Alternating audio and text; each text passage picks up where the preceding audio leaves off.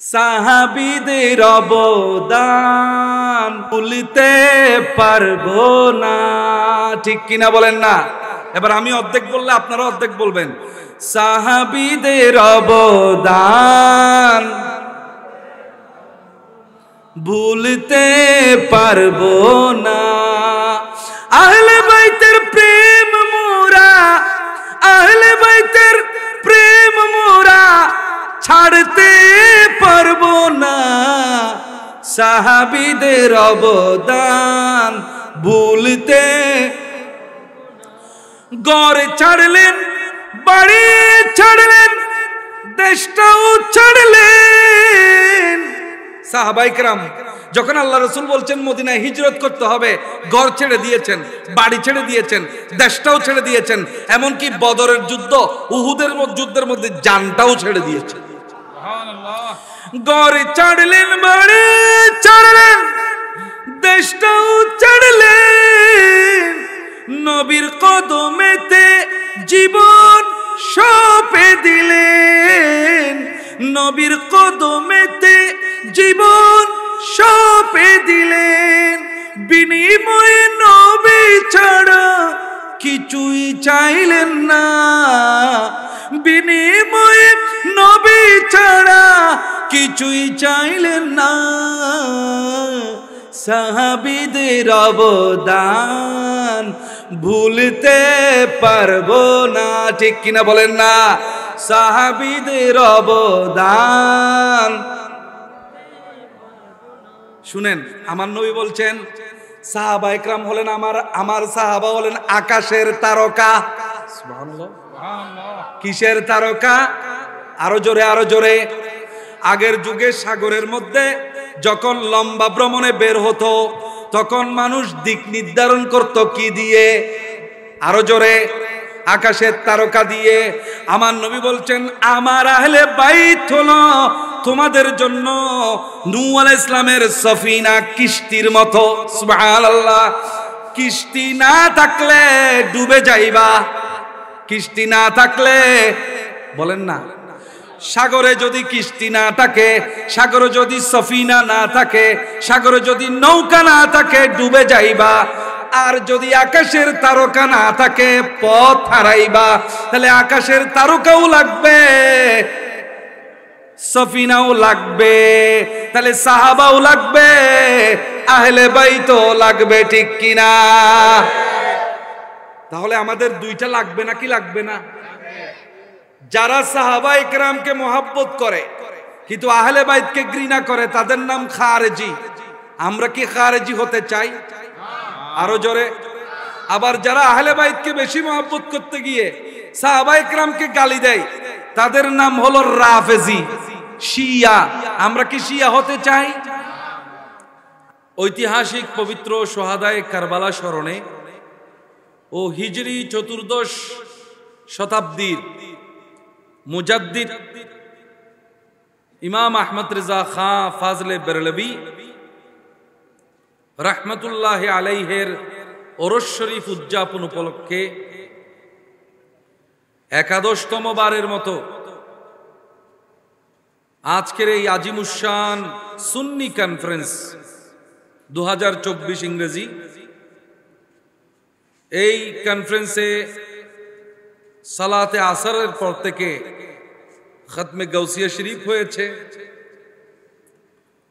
বাদে মাগরিব নাতে মুস্তাফা হয়েছে, এখন কনফারেন্স চলছে।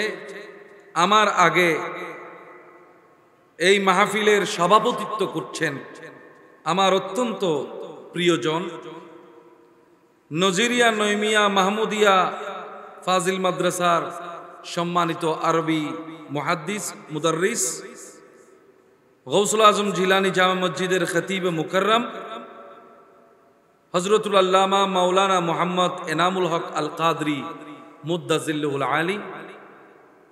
এতক্ষণ পর্যন্ত প্রধান আলোচকের বক্তব্য পেশ করেছেন অনলবর্ষী বক্তা, মুজাহিদে মিল্লাত, ওয়াইজে শিরি বয়া, সুকণ্ঠের অধিকারী, অনেক নাত রসুলের লেখক, উত্তর সর্তা গাউসিয়া হাফিজিয়া সিনিয়র মাদ্রাসার আরবি প্রভাষক শাহ আমানত রহমতুল্লাহ আলাইহি জামে মসজিদের খতিব মুকাররম হযরতুল হাজ মাওলানা সৈয়দ হাসান মুরাদ আল কাদরি মুদ্দাজিলহুল আলী, উপস্থিত আছেন হাফেজ গড়ার কারিগর এবং জামিয়া আহমদিয়ার কৃতি ছাত্র শিক্ষার্থী হাফেজ মোহাম্মদ তারেক আরমান এবং আলা হযরত ইসলামী তরুণ কল্যাণ পরিষদের সর্বস্তরের সদস্যবৃন্দ, মাহফিলে আসা আশিক রাসূল নবী প্রেমিক বৃন্দ, এই এলাকার সর্বস্তরের আশিক রাসূল নবী প্রেমিক ভাইয়েরা, পর্দার আড়ালে মা বোনেরা, স্কুল কলেজ গোয়িং শিক্ষার্থীরা, অন্তরের অন্তঃস্থল থেকে আপনাদেরকে একটি সালাম আরজ করছি। আসসালামু আলাইকুম ওয়া রাহমাতুল্লাহি ওয়া বারাকাতুহু। আল্লাহর দরবারে লাখো কোটি শুকরিয়া আদায় করছি যে আল্লাহ পাক জাল্লা শানুহু বিদায় হজের দিন, যেদিন আল্লাহর রসুলের শেষ হজের শেষ খুতবা,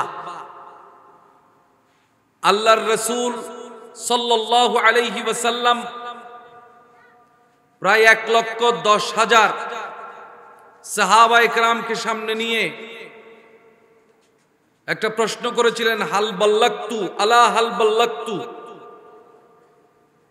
আমি কি তোমাদের কাছে আল্লাহর দ্বীন পরিপূর্ণভাবে পৌঁছিয়ে দিতে পেরেছি হে সাহাবায়ে কেরাম? সমস্ত সাহাবায়ে কেরাম বলেছে, ইয়া রাসূলুল্লাহ, আপনি পরিপূর্ণভাবে আমাদের কাছে আল্লাহর দ্বীন পৌঁছিয়ে দিয়েছেন।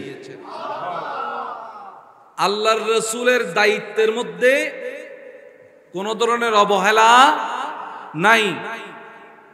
হি carried out his responsibility 100%. 100% দায়িত্ব পালন করেছেন আমার রাসূল।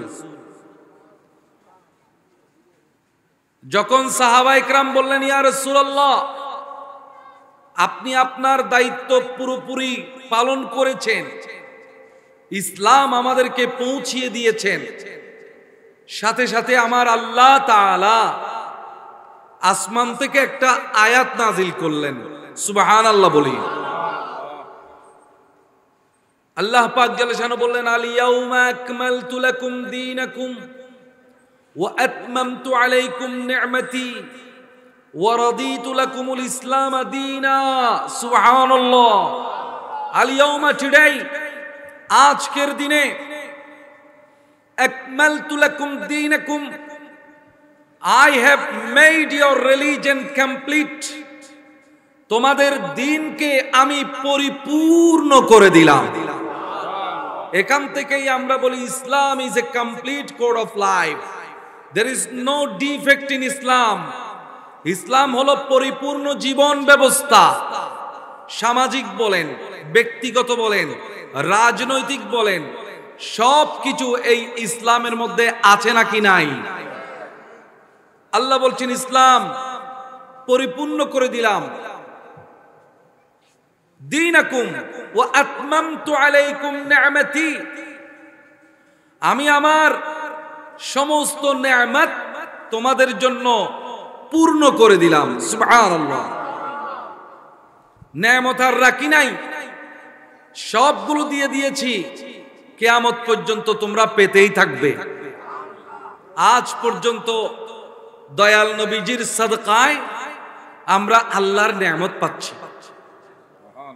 ওয়া রাদিতু লাকুমুল ইসলাম দীনা, কিয়ামত পর্যন্তের জন্য ইসলাম ধর্মের উপর আমি রাজি হয়ে গেলাম। তাই আল্লাহর কাছে একমাত্র ধর্মের নাম হলো ইসলাম। সুবহানাল্লাহ বলেন। আল্লাহর কাছে একমাত্র ধর্মের নাম কি? তো আল্লাহ সেই ইসলামের অনুসারী আমাদেরকে বানালেন, শুকরিয়া আদায় করার দরকার আছে নাকি নাই? এটা কেমন খুশির কথা একটু খেয়াল করেন। আল্লাহ রাসূল ইন্তেকাল করলেন, ওয়াফাত বরণ করলেন। হযরত উমর রাদিয়াল্লাহু তাআলা আনহু, আবু বকর সিদ্দিক ওয়াফাত বরণ করলেন। উমর রাদিয়াল্লাহু তাআলা আনহুর সময়ে এসে একদিন জুমাবারে হযরতে উমর রাদিয়াল্লাহু তাআলা আনহুকে এক ইহুদি বলতেছে, ইহুদি, মুসলমান না, কি ইহুদি বলছে যে আল ইয়াউমা আকমালতু লাকুম দীনাকুম, আজকে তোমাদের ধর্ম পরিপূর্ণ করে দিলাম। ওয়া আতমামতু আলাইকুম নি'মাতি, আমার নিয়ামত আমি সম্পূর্ণ করে দিলাম। ওয়া রাদিতু লাকুমুল ইসলাম দীনা, এবং ইসলামের উপর আমি রাজি হয়ে গেলাম দিন হিসেবে, ধর্ম হিসেবে। ইহুদি বলছে এরকম আয়াত যদি আমাদের উপর নাজিল হইতো তাহলে আমরা সেটাকে ঈদের দিন বানিয়ে ফেলতাম।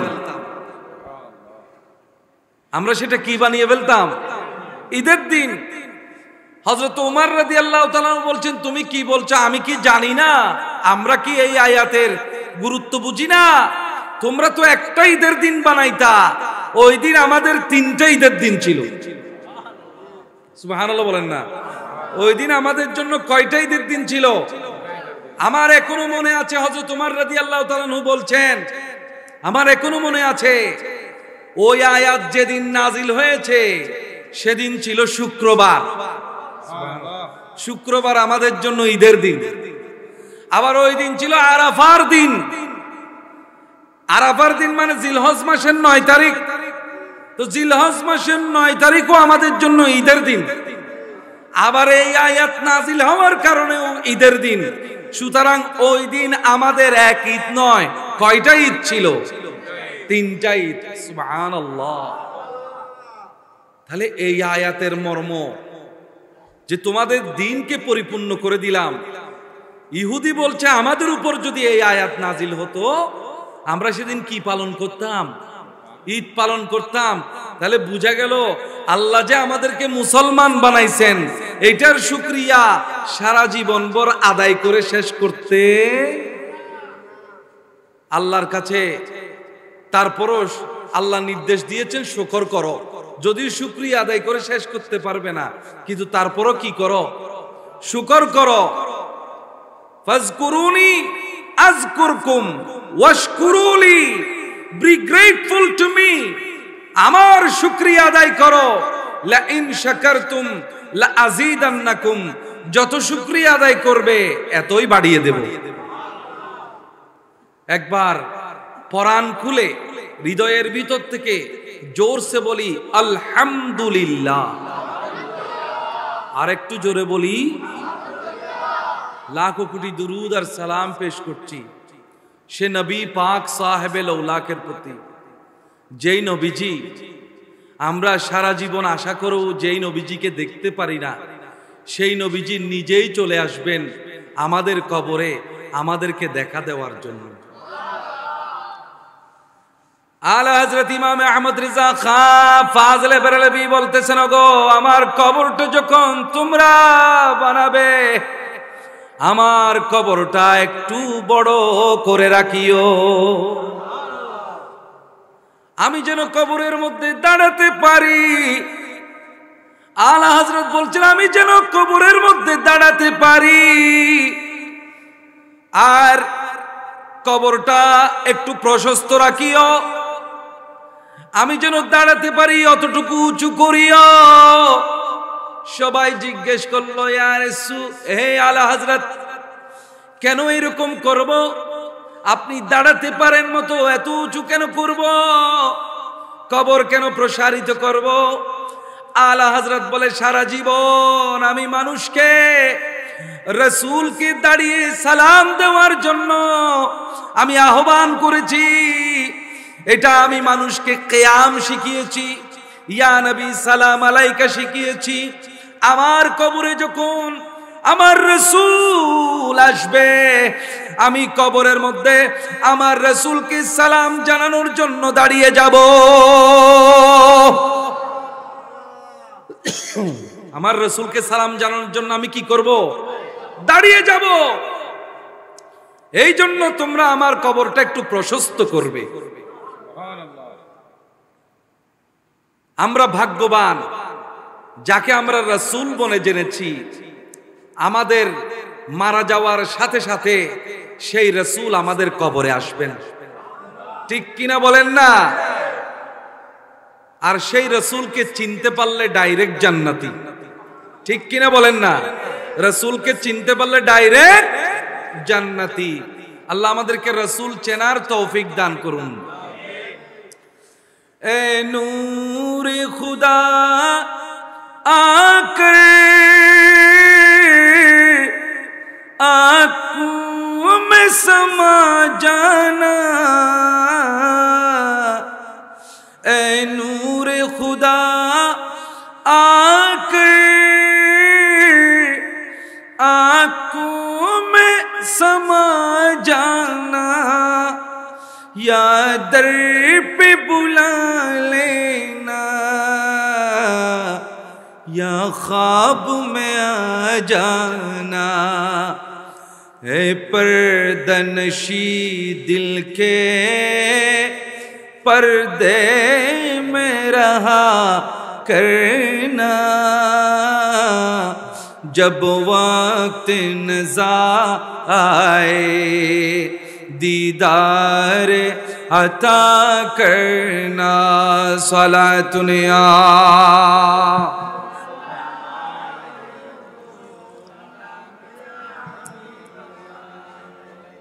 আমি আজকের মাহফিল একটু সময় মতো অল্প সময়ে শেষ করতে চাই।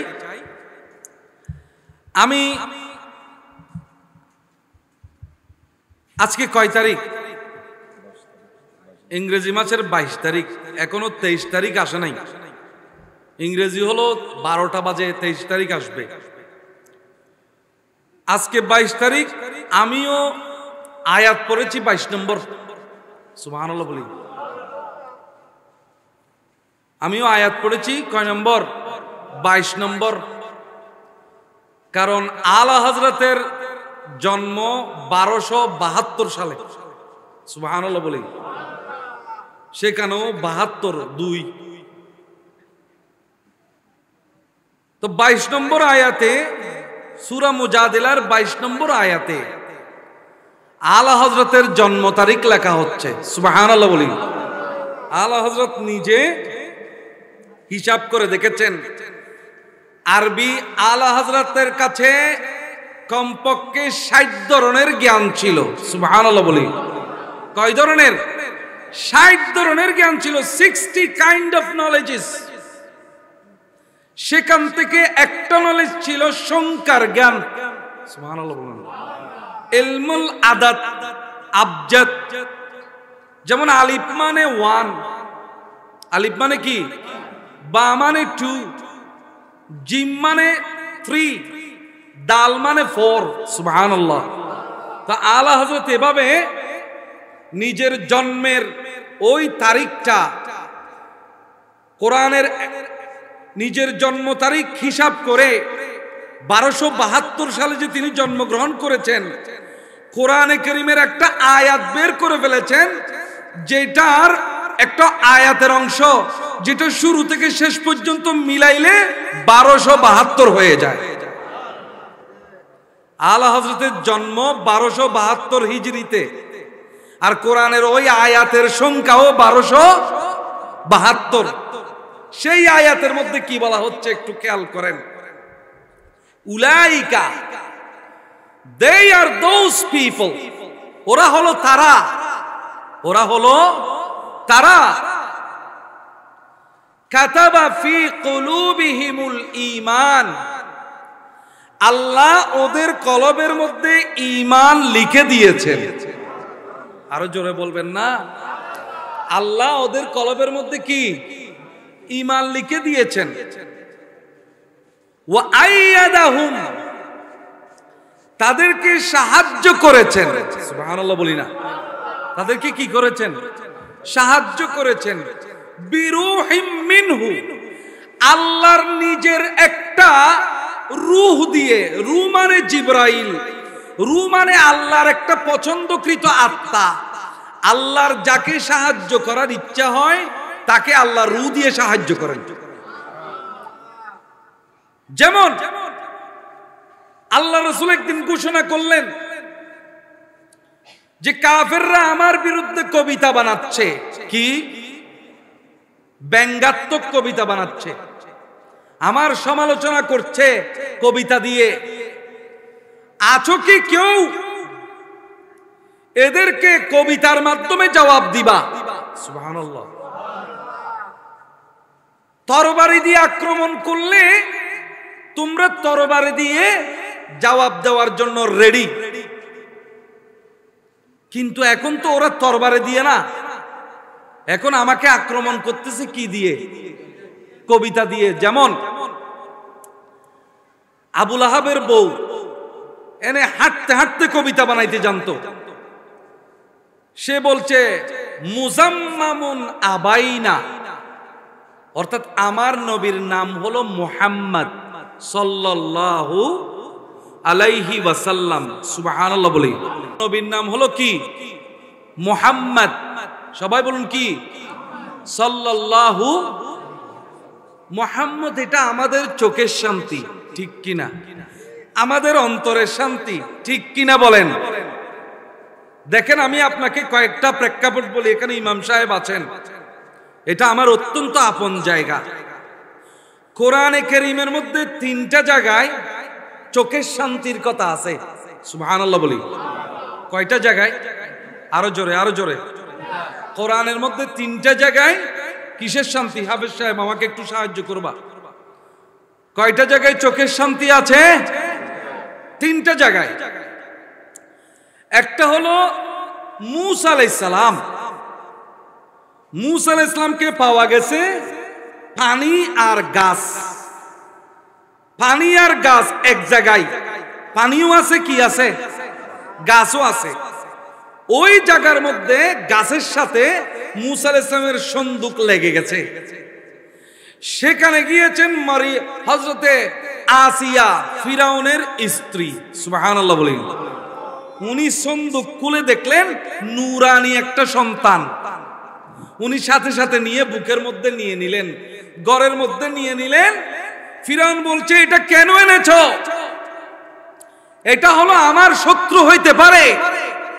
তখন আসিয়া বলেন, না না, এটা আপনার শত্রু হবে না, বরং এটা হবে আমাদের দুইজনের চোখের শান্তি। হয়তো আল্লাহ কুররাতু আইন বানাতে পারেন আমাদের জন্য। কিসের শান্তি? চোখের শান্তি বানাইতে পারেন। আমার কোরআনের মধ্যে আরেকটা দোয়া আছে। তাহলে এখানে চোখের শান্তিটা কে? এখানে চোখের শান্তি কে? মূসা আলাইহিস সালাম। কার চোখের শান্তি? ফিরাউনের আর আসিয়ার চোখের শান্তি। কোরআনে কারীমের মধ্যে একটা দোয়া আছে, হাফেজ সাহেব আমাকে সাহায্য করবে। রব্বানা জাল আজওয়াজানা ওয়া যুররিয়াতিনা কুররাতু আইনি, কুররাতু আয়ুনিন। আল্লাহ ওয়াজআলনা লিল মুত্তাকিনা ইমামা। আল্লাহ আমাদের বউ যারা আছে, কি বলেন না? বউ, সবার তো বউ নাই, যাদের বউ আছে আর কি, আমাদের যাদের বউ আছে, বউ, আল্লাহ আমার বউ এবং আমার সন্তান, সুবহানাল্লাহ বলি, বউ আর সন্তানকে চোখের শান্তি বানাইয়া দাও। এটা সবাই করবেন আল্লাহর কাছে দোয়া। আল্লাহ আমার বউকে আমার চোখের শান্তি বানাইয়া দাও। এমন বানাইও না যে বউকে দেখলে সাথে অন্তর জ্বালা শুরু হয়, এই বউ কেমনে বিয়ে করলাম, এরকম যেন না হয়। অনেকে ঘরে ঢুকলে মন খারাপ হয়ে যায়, এই জন্য সারাদিন ভর বাইরে থাকে, খালি ঘুমানোর সময় হইলে ঘরে আসে। কেন? যতক্ষণ বাইরে থাকে ততক্ষণ শান্তি থাকে, ঘরে ঢুকলেই অশান্তি। এরকম যেন না হয়, এই জন্য কোরআনে কারীমের মধ্যে একটা দোয়া আছে, আল্লাহ রে আমার বউকে আমার চোখের শান্তি বানিয়ে দাও। সুবহানাল্লাহ। এটা আল্লাহর কাছে দোয়া করবেন, একদিন আল্লাহ আপনার বউকে আপনার চোখের শান্তি বানিয়ে দেবেন। কোরআনে কারীমের মধ্যে দোয়া আছে, আল্লাহ রে আমার বউকে আমার সন্তানকে আমার চোখের শান্তি বানিয়ে দাও। তো অনেকে বলবেন যে বউ সুন্দর করে সাজতে জানলে চোখের শান্তি, বউ সুন্দর করে নাচতে জানলে চোখের শান্তি, বউ স্মার্টলি বাইরে মার্কেটে হাঁটতে পারলে চোখের শান্তি, সন্তানে যদি একটা হিন্দি গানের তালে তালে সুন্দর করে নাচতে জানে গায়ে হলুদে, ও আমার সন্তান নাচতে জানে, এটাই হলো চোখের শান্তি। তাহলে আপনি ভুল জগতের মধ্যে আছেন। কোরআনে এরকম শান্তির কথা বলা হয় নাই। কোরআনে যেই শান্তির কথা বলা হয়েছে, আপনি যখন রাতের গভীরে ঘুম ভেঙে দেখেন আপনার বউ বিছানায় নাই, তাহাজ্জুদ পড়ার জন্য বসে গেছে, আপনি দেখছেন আপনার সন্তান আযান দেওয়ার সাথে সাথে উযু করে মসজিদের দিকে রওনা দিয়েছে, আমার আল্লাহ বলেন এটাই হলো প্রত্যেক মানুষের চোখের শান্তি। ওরে আমার বান্দারা, তোমরা সেই চোখের শান্তির জন্য আমি আল্লাহর কাছে প্রার্থনা করো, আমি তোমার বউকে, তোমার সন্তানকে তোমার চোখের শান্তি বানিয়ে দেব। দরকার আছে নাকি নাই? এটাও একটা চোখের শান্তি। তাহলে এখানে কে শান্তি? বউ বাচ্চা, বউ বাচ্চা চোখের শান্তি। আগের আয়াতে কি আরেকটা আছে, কিয়ামতের দিনে জান্নাত দেখে চোখের শান্তি। আল্লাহ বলছেন আমি তোমাদের জন্য কি কি নিয়ামত রেখেছি তোমরা নিজেও জানো না। তোমাদের জন্য চোখের শান্তি রেখেছি, এমন এমন নিয়ামত রেখেছি যেই নিয়ামত দেখে তোমরা চোখের শান্তি পাবা। তাইলে একটা চোখের শান্তি মূসা আলাইহিস সালাম, আর একটা চোখের শান্তি বউ এবং বাচ্চা, আর একটা চোখের শান্তি জান্নাতের নিয়ামত।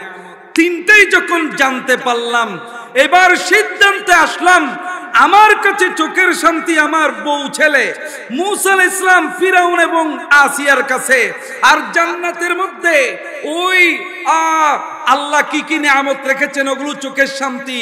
সাহাবায়ে কেরাম বলছেন ইয়া রাসূলুল্লাহ, খোদার কসম করে বলছি কিয়ামতের দিন সবচাইতে বড় শান্তি হবে আপনি নবীকে যদি দু চোখে জান্নাতে দেখতে পারি।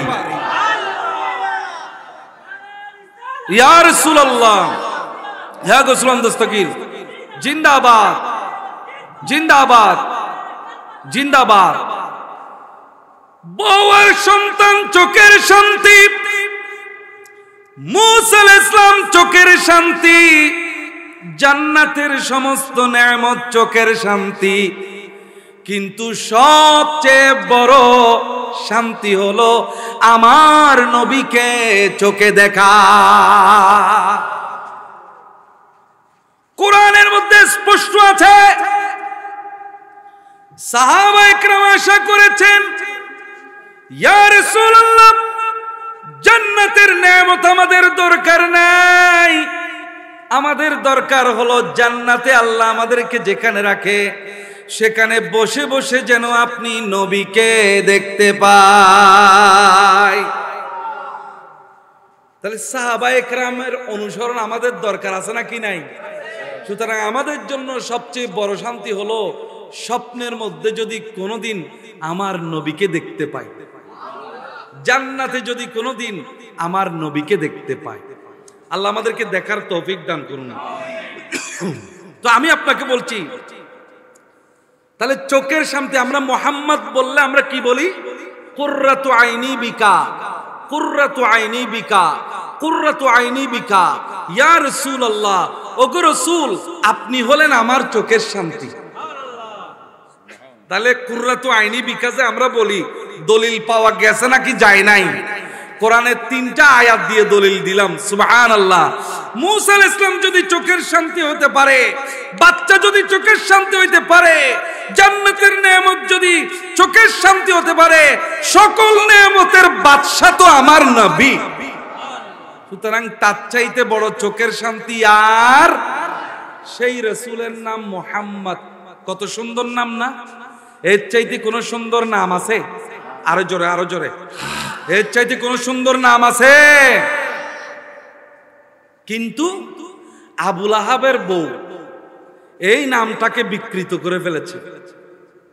সে মোহাম্মদ না বলে বলতেছে মুজাম্মাম, সুরে সুরে মুজাম্মাম, মানে যার সবাই বদনাম করে। মুজাম্মাম মানে যার সবাই কি করে। তো এখন আল্লাহর রাসূলের মনের মধ্যে ব্যথা পাইলেন নাকি পাইলেন না? পাইলেন।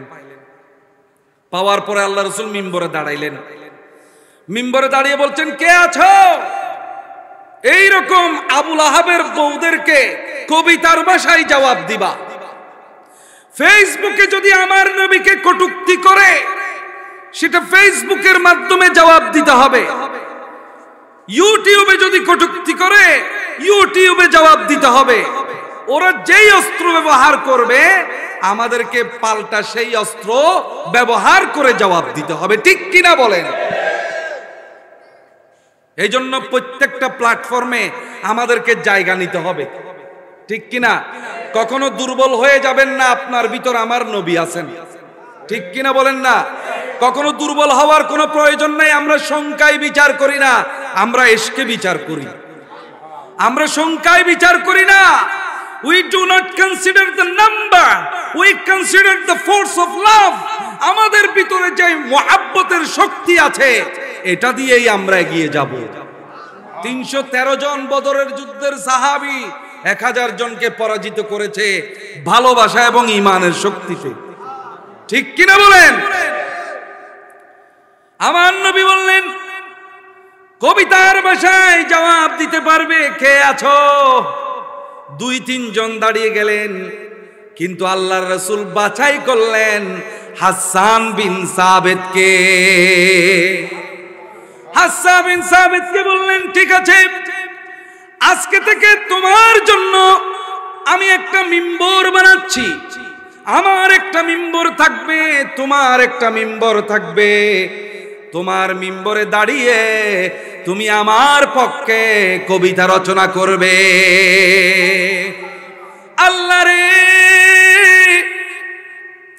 আমি হাসান বিন সাবিতকে দায়িত্ব দিয়েছি আমার পক্ষে কবিতা বানানোর জন্য। আল্লাহ রে, এটা আমার কাজ নয়, এটা তোমার কাজ, কারণ আমার প্রশংসা তুমি আরশ মুআল্লা থেকে করতেছো। সুতরাং আল্লাহ এই হাসান বিন সাবিতকে তোমার রূহ দিয়ে সাহায্য করো। কি দিয়ে? রূহ দিয়ে। আল্লাহ তোমার রূহ দিয়ে সাহায্য করো। রূহ হলো এমন একটা জিনিস যেটা শবে কদরের রাতেও নাজিল হয়। রূহ হলো এমন একটা জিনিস যেটা হাসান বিন সাবিতকে নাজিল করেছে।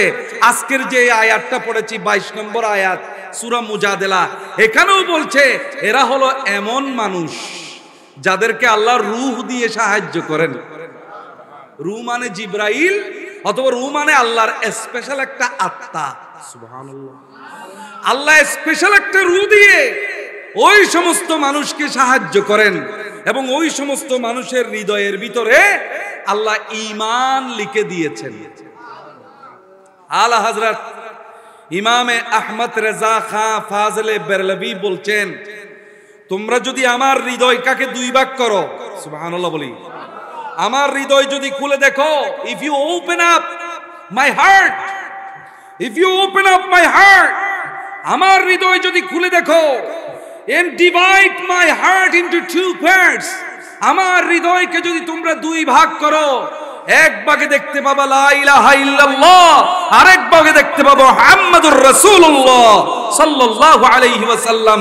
জোরে বলুন না সুবহানাল্লাহ। এক ভাগে কি? আপনি কার গোলাম? আরো জোরে, আরো জোরে। গুলামি হ্যায় बादशाही से बेहतर, जरा तुम गुलामी में आकर तो देखो। सुभानअल्लाह। His slavery, the slavery of the Prophet Muhammad sallallahu alaihi wasallam is better than the kinship দুনিয়ার বাদশাহীর চাইতে নবীর গোলামি আফজল। ঠিক কিনা বলেন না? কারণ বাদশাহী চলে যায়, কিন্তু নবীর গোলাম আখিরাতের বাদশাহ হয়ে যায়। তো আলা হযরত বলছেন, আমার হৃদয় যদি খুলে দেখো এবং এটা যদি দুই ভাগ করো, এক ভাগে থাকবে কি আর এক ভাগে থাকবে কি? আল্লাহ আমাদেরকেও আলা হযরতের গোলাম হিসেবে আমাদেরকেও সেই হার্ট নসিব করুন, যেই হার্টের মধ্যে থাকবে লা ইলাহা ইল্লাল্লাহ মুহাম্মাদুর। তাহলে এই আয়াতের মধ্যে বলা হচ্ছে কাতাবা ফি কুলুবিহিমুল ঈমান, ওদের কলবের মধ্যে আল্লাহ কি লিখে দিয়েছেন? আরো জোরে, আপনার কলবে আপনি ঈমান চান নাকি চান না? এটা আপনিও অর্জন করতে পারবেন ইনশাআল্লাহ। বলেন বলেন, আমরাও অর্জন করতে পারবো, আমরাও পারবো। আমাদের কলবের মধ্যে লা ইলাহা ইল্লাল্লাহ মুহাম্মাদুর রাসূলুল্লাহ লিখিয়ে নিতে পারবো এবং আমাদের কলবের মধ্যে ঈমান লেখা হয়ে যাবে যদি আমরা এই কোয়ালিটি অর্জন করতে পারি। বলেন, আমরা এই কোয়ালিটি অর্জন করতে চাই কি চাই না? আরো জোরে দেখি কে কে চাই, একটু হাত তোলেন। আল্লাহু আকবার, ইয়া রাসূলুল্লাহ, ইয়া গাউসুল দস্তগীর, জিন্দাবাদ জিন্দাবাদ। হাত নামান। তাহলে যদি চান, এই আয়াতের মধ্যেই কিভাবে চাইলে, কি কাজ করলে আপনার কলবের মধ্যে ঈমান লেখা হবে সেটাও আল্লাহ বলে দিয়েছেন। আমরা জানতে চাই না কি চাই না? আমি চাই কিন্তু আমল করব না, চেষ্টা করব না, এটা কি হবে? ডাইরেক্ট কি আসমান থেকে পড়বে নাকি আমাকে আমলের মাধ্যমে যোগ্য হতে হবে? I should be entitled to get that blessing, ওই নিয়ামত পাওয়ার জন্য আমাকে চেষ্টা করে আমল করতে হবে। সুবহানাল্লাহ, বেশি কিছু লাগবে না। তাহলে আমরা কি পেতে চাই? আমাদের কলবের ভিতর কি লেখা হোক? ঈমান। জোরে বলেন কি? আমাদের কলবের মধ্যে কি লেখা হোক? ঈমান। এরকম ঈমান যদি লেখা হয়, কবরের মধ্যে আপনার থেকে আর কি সওয়াল জবাব করবে? ওরা দেখবে যে আপনার কবরের মধ্যে, আপনার কলবের মধ্যে, হার্টের মধ্যে তো ঈমান আগে থেকে লেখা আছে, লা ইলাহা ইল্লাল্লাহ মুহাম্মাদুর রাসূলুল্লাহ লেখা আছে। ওরা বলবো ওকে কি প্রশ্ন করব, ওর তো শরীরেই জবাব দিচ্ছে সে মুসলমান। সুবহানাল্লাহ। মুনকার নাকির কবরে বলবে তোমার প্রভুকে, বলো তোমার ধর্ম কি, বলো তোমার নবীকে। মুনকার নাকির কবরে বলবে তোমার প্রভুকে, বলো তোমার ধর্ম কি, বলো তোমার নবীকে। বলবো আমি মুসলমান, আমার আল্লাহ রহমান। বলবো আমি মুসলমান, আমার আল্লাহ রহমান, আমার নবী মুস্তাফা লা ইলাহা ইল্লাল্লাহ। জোরে হাসবি কলবে গায়রুল মুহাম্মদ সাল্লাল্লাহু। আপনার হার্টের মধ্যে, কবরের মধ্যে যখন ওরা দেখবে আপনার হার্টের মধ্যে ঈমান আগে থেকে লেখা হয়েছে, লা ইলাহা ইল্লাল্লাহ মুহাম্মাদুর রাসূলুল্লাহ খোদাই করা আছে, মুনকার নকির বলবে ওকে আর কি প্রশ্ন করব, ওর কলবে তো আল্লাহ লা ইলাহা ইল্লাল্লাহ মুহাম্মাদুর রাসূলুল্লাহ আগে থেকে লিখে দিয়েছে। আমরা চাই কি চাই না? তো চাইলে কিভাবে পাওয়া যাবে এটা জানার দরকার আছে। বলবো, একই আয়াতে আমার আল্লাহ বলছেন, লা তাজিদু কওমান ইউমিনুনা বিল্লাহ, যারা আল্লাহর উপর ঈমান আনবে ওয়াল ইয়াউমিল আখিরি, আখিরাতের উপর ঈমান আনবে, অর্থাৎ মুমিন। সুবহানাল্লাহ। ঈমান কার কলবে থাকবে? মুমিনের কলবে। সুবহানাল্লাহ। ঈমান থাকলে লাভ আছে নাকি নাই? ঈমান থাকলে যখন মদিনাতে যাবেন, ঈমানে বলবে আমাকে একটু মদিনাতে নিয়ে চলো। হজ করতেছেন মক্কায়, ঈমান বলবে হজ করা হয়েছে, এবার চলো মদিনায় চলো। ঈমান থাকার দরকার আছে কিনা? আমার আল্লাহ বলছেন যার কলবে ঈমান আছে, যার কলবে কি আছে? ভালো করে শুনেন কথাটা, অল্প কথা, ভালো করে শুনেন। যার কলবে কি আছে? ঈমান আছে, সে কোনোদিন একটা কাজ করতে পারবে না।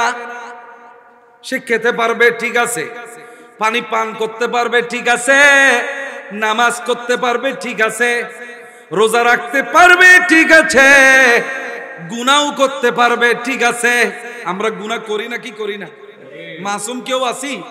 আমরা গুনাহ করি, আল্লাহ আমাদেরকে মাফ করে দিন। আল্লাহ বলছে যারা গুনাহ করে মাফ চায় এদের আমি বেশি পছন্দ করি। সুবহানাল্লাহ বলেন না? ওগো আল্লাহ, ওগো আল্লাহ, ক্ষমা করে দাও, মাফ করে দাও, ঠিক কিনা? যারা গুনাহ করে কিন্তু আল্লাহর কাছে মাফ চায়, আল্লাহ ওদেরকে বেশি পছন্দ করে। গুনাহ করতে পারে, ঠিক আছে। একজন মুমিন যার কলবের মধ্যে ঈমান আছে, সে গুনাহ করতে পারে, সে অনেক কাজ করতে পারে, সত্যিকারের মুমিন। কিন্তু একটা কাজ সে করতে পারে না। একটা কাজ, সুবহানাল্লাহ বলেন না? এই করতে না পারাটা গৌরবের, অহংকারের, সম্মানের। আমরা একটা কাজ করতে পারি না যদি সত্যিকারের মুমিন হই, সেটা হলো ইউআদুনা, সে মোহাব্বত রাখতে পারে না, সে ভালোবাসতে পারে না, সে প্রেম করতে পারে না, সে মোহাব্বত রাখতে পারে না। মান হাদাল্লাহ ওয়া রাসূলাহু, আল্লাহর দুশমনকে, আল্লাহর শত্রুকে, রাসূলের শত্রুকে কোনদিন সে মুহাব্বত করতে পারে না। ঠিক কিনা বলেন? সব পারি আমরা, আমরা সকল কিছু করতে পারি, কিন্তু ওই একটা জিনিস আমরা পারি না। আল্লাহ কখন অন্তরে ঈমান লিখে দিবেন, কখন লা ইলাহা ইল্লাল্লাহ মুহাম্মাদুর রাসূলুল্লাহ লিখে দিবেন, যখন বান্দার মধ্যে একটা কোয়ালিটি পাওয়া যায়, সেটা হলো আল্লাহর দুশমনকেও সে মুহাব্বত করে না, রাসূলের দুশমনকেও মুহাব্বত, বলেন না? আল্লাহর দুশমনকেও মুহাব্বত, রাসূলের দুশমনকেও মুহাব্বত। ওয়া ইন কানু,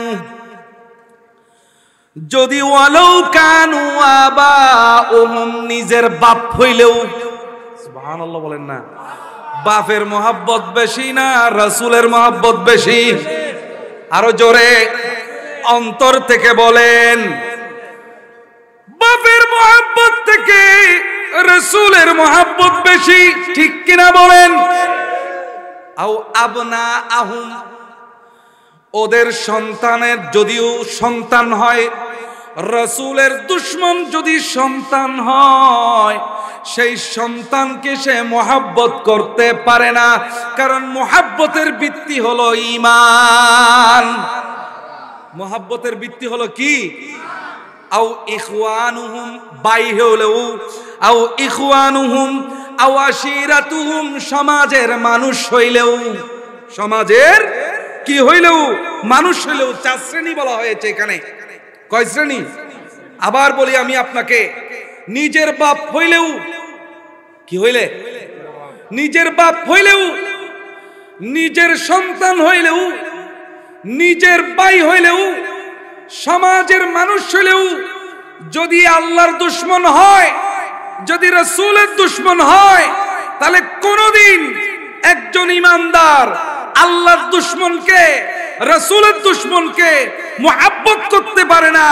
যদি এই কোয়ালিটি আপনার মধ্যে চলে আসে, আপনার কলবে আল্লাহ লা ইলাহা ইল্লাল্লাহ মুহাম্মাদুর রাসূলুল্লাহ লিখে দিবেন। সুবহানাল্লাহ বলি, ঠিক কিনা বলেন? মুহাব্বতের ভিত্তি হইতে হবে আমার রাসূল। রাসূল is the base of our মুহাব্বাহ, আওয়ার লাভ। আল্লাহ এবং রাসূল হলেন মুহাব্বতের ভিত্তি। আপনি যখন এই কাজটা পারবেন, রাসূলের দুশমনকে ত্যাগ করতে পারবেন, আপনার ভাই হলেও, আপনার বাবা হলেও, আপনার সন্তান হলেও, আপনার সমাজের মানুষ হলেও, রাসূলের দুশমনকে যদি আপনি মুহাব্বত না করতে পারেন, তাহলে আল্লাহর দুশমনকে যদি আপনি মুহাব্বত না করতে পারেন, আল্লাহ আপনার হৃদয়ের মধ্যে কি লিখে দিবেন? ঈমান লিখে দিবেন। জোরে বলুন না সুবহানাল্লাহ। কি লিখে দিবেন বলেন? ঈমান। এখন সেই রাসূল কি বলতেছেন দেখেন, সাবজেক্টের, আজকে সাবজেক্টের দিকে আসতেছি। আলা হযরতের ফতোয়া, সংস্কার, দ্য রিফর্মার। আলা হযরত হলেন একজন রিফর্মার, সংস্কারক। কি সংস্কার করেছেন? যখন আলা হযরত এসেছেন 14 শতাব্দীর শুরুতে, 13 শতাব্দীর লাস্টে, 14 শতাব্দীর শুরুতে দুইটা ফিতনা। কয়টা? দুইটা বড় বড় ফিতনা, বড় বড়।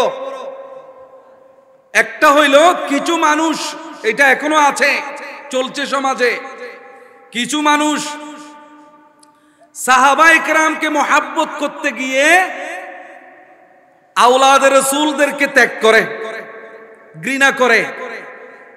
ওরা আওলাদে রাসূলের মুহাব্বত রাখে না, আহলে বাইতের মুহাব্বত রাখে না। আর কিছু মানুষ দেখা যায়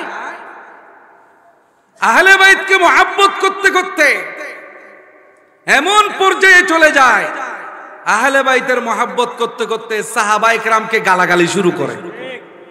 নাউজুবিল্লাহ, জোরে বলবেন না? আমার আলা হযরত পরিষ্কারভাবে সংস্কার করছেন।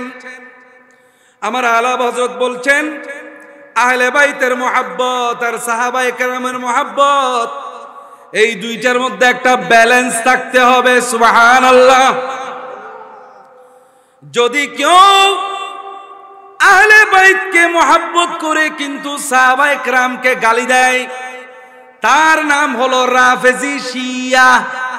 রাফেজি শিয়া। সেই শিয়া মুসলমান হতে পারে না।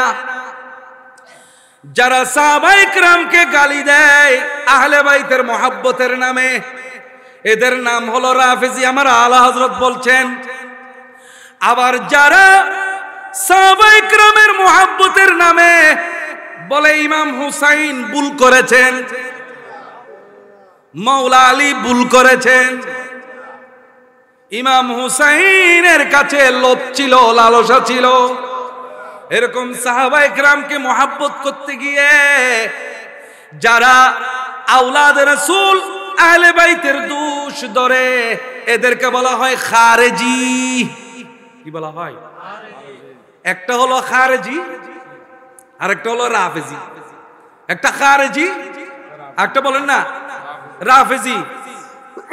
আমরা হলাম আহলে সুন্নাত ওয়াল জামাত। সুবহানাল্লাহ বলেন। আমরা হলাম কি? আহলে সুন্নাত ওয়াল জামাত। আমরা বলি আহলে বাইতের মুহাব্বত লাগবে, সাহাবায়ে কেরামের মুহাব্বত। আহলে সুন্নাত ওয়াল জামাত হলো আহলে বাইত এবং সাহাবায়ে কেরামের মুহাব্বতের মিলবন্ধনের নাম। সুবহানাল্লাহ। এখন আসেন, এইটা কোরআন হাদিস কি বলছে? কোরআন বলছে, আগে কোরআনের কথা শুনেন, আহলে বাইতের কথা। আমার কোরআন বলছে, কুল লা আসআলুকুম আলাইহি আজরা ইল্লাল মাওয়াদ্দাতা ফিল কুরবা। সুবহানাল্লাহ। আমার রাসূল বলে, আমার আল্লাহ বলেন, ওগো রাসূল আপনি ওদেরকে বলে দিন, আপনি ওদেরকে ইসলাম দিয়েছেন, কোরআন দিয়েছেন, ঈমান দিয়েছেন, দ্বীন ও দুনিয়ার সমস্ত নেয়ামত দিয়েছেন। আপনি বলেন এই সমস্ত নেয়ামতের কোনো প্রতিদান আপনি চান না। কোনো প্রতিদান? আল্লাহ রাসূল কখনো আমাদের থেকে টাকা পয়সা চেয়েছেন? আমাদের থেকে কোনো প্রতিদান চেয়েছেন? কোনো বেতন চেয়েছেন? কিচ্ছু চান নাই। আল্লাহ বলছেন না, একটা জিনিস আপনাকে চাইতেই হবে। একটা চেয়েছেন, সেটাও কার হুকুমে? আরো জোরে, আরো জোরে, আরো জোরে। কার হুকুমে? নইলে সেটাও নবী চাইতেন না, নবী সেটাও চাইতেন না। একটা জিনিস চেয়েছেন, he wanted only one thing. আচ্ছা, এতগুলো জিনিস যিনি দিলেন, আল্লাহ, আমার রাসূল বলছেন ওয়াল্লাহু ইউতি ওয়া ইন্নামা আনা কাসিমুন। তোমরা যে দুনিয়ার মধ্যে নেয়ামত ভোগ করতেছো, এগুলো সবগুলো তো আল্লাহ আমার হাতে দিয়েছেন, আর আমি তোমাদের মাঝে বন্টন করে দিই। সুতরাং আমরা যা নেয়ামত পেয়েছি, কার হাত থেকে পেয়েছি? রাসূলের হাত থেকে। নেয়ামত হলো কার? আরো জোরে, আরো জোরে। নেয়ামতে বাঁটতা जिस सिमते वज़ीशान गया, साथ ही मुंशिए रहमत का कलमदान गया। सलातुने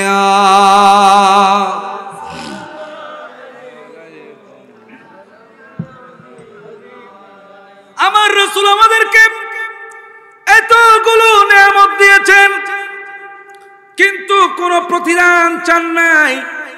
একটা চেয়েছেন, সেটাও কার হুকুমে? আরো জোরে বলেন। আল্লাহ বলেন আপনি একটা জিনিস অবশ্যই চাইবেন, সেই জিনিসটার নাম হলো আহলে বাইতের মুহাব্বত। কয়টা জিনিস?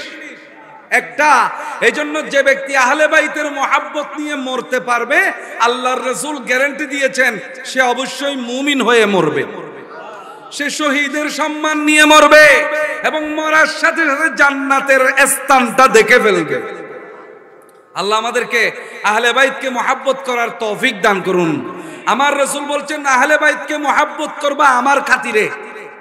আমি ঘোষণা দিচ্ছি, আমার আহলে বাইতকে মুহাব্বত করলে অবশ্যই আমার মুহাব্বত পাইবা। সুবহানাল্লাহ বলেন না। হুসাইনুম মিন্নি ওয়া আনা মিন হুসাইন, হুসাইন আমার, আমি হুসাইনের। আরো সুন্দর একটা লাইন আমি আপনাদের জন্য লিখে নিয়ে এসেছি, একটু শুনেন। क्या बात रजा उस चमनस तान करम की, क्या बात रजा उस चमनस तान करम की, जहरा के कली जिसमें हुसैन और हसन फूल। सुभान अल्लाह। जहरा के कली जिसमें हुसैन और हसन फूल, लब फूल दहन फूल सखन फूल जखन फूल। सुभान अल्लाह। क्या बात रजा, व्हाट इज द मैटर? उस चमनस्तान करम की, the garden, that beautiful garden which is brought by the profit. আমার নবী যেই বাগান এনেছেন, সেই বাগানের কি ব্যাপার? যেই বাগানের একটা ফুলের নাম হলো হুসাইন, আর একটা ফুলের নাম হলো হাসান, বাগানের নাম হলো ফাতিমা। বাগানের নাম কি? আমার রাসূল বলছেন ও ফাতিমা, তোমাকে যারা মুহাব্বত করবে তারা কোনোদিন জাহান্নামে যাবে না। আর একটু জোরে বলবেন না। ফাতিমা রে, তোমাকে যারা মুহাব্বত করে তারা কোনোদিন জাহান্নামে যাবে না। আর তোমার বাগানের, আমার বাগানের ফুল হলো হুসাইন আর হাসান। আল্লাহ, আমি হুসাইন হাসানকে মুহাব্বত করি, তুমিও করো, এবং যারা হাসান হুসাইনকে মুহাব্বত করে তাদেরকেও তুমি মুহাব্বত করো। সুবহানাল্লাহ বলবেন না? আল্লাহ রাসূল বলছেন আমার আহলে বাইতকে মুহাব্বত করবে আমার কারণে, কারণ আমি ওদেরকে মুহাব্বত করতে বলেছি। ওদেরকে মুহাব্বত করলে আমি খুশি হয়ে যাই। আপনারা বলেন, আমরা কি নবীকে খুশি করতে চাই কি চাই না? একটু আওয়াজ করে। নবীকে খুশি করতে চাই কি চাই না? আরে আমরা কি চাইবো? আল্লাহ পর্যন্ত চান নবীকে খুশি করতে, ঠিক কিনা বলেন না? অনেক দিন আমার নবী মদিনা শরীফে যাওয়ার পরে বাইতুল মুকাদ্দাসের দিকে ফিরে নামাজ পড়েছেন, কিন্তু আসমানের দিকে বারবার চেয়ে থাকেন। মনের মধ্যে একটা আশা, আমি কাবা শরীফের দিকে ফিরে নামাজ পড়ব। আমার আল্লাহ নবীজির মনের কবর পেয়ে গেছেন। আমার আল্লাহ কোরআনের আয়াত নাজিল করে দিলেন, ফালানুওয়াল্লিয়ান্নাকা কিবলাতান তারদাহা। নবী আপনি যেই কিবলা চান আমি সেই কিবলা বানিয়ে দেব। কাবা is our qibla. We face to Kaaba 5 times a day. This Kaaba has become Qibla only because of this Muhammad sallallahu alayhi wa sallam. কাবা যদি আজকে আমাদের কিবলা হয় একমাত্র আমাদের নবীর কারণে হয়েছে। এই জন্যই তো আমাদের অনেক পুরনো শের, কেউ বা বলে নবীজি কাবারি কাবা, কেউ বা বলে নবীজি কাবারি বাবা। নবীজের শোকে কাবা হয়েছে কালা, ইয়া নবীজি মুস্তাফা নবী সাল্লাল্লাহু আলা, ইয়া নবীজি মুস্তাফা নবী সাল্লাল্লাহু। সুবহানাল্লাহ বলেন। আমি সময়ের দিকে খেয়াল রেখে নাত কম পড়তেছি, ভালো করে আমি মূল কথাগুলোই বলছি। আল্লাহ নবীকে আমরা কি খুশি করব? নবীকে খুশি করতে চাই কে? আরো জোরে, আরো জোরে। खुदा का रिज़ा चाहता है दो आलम,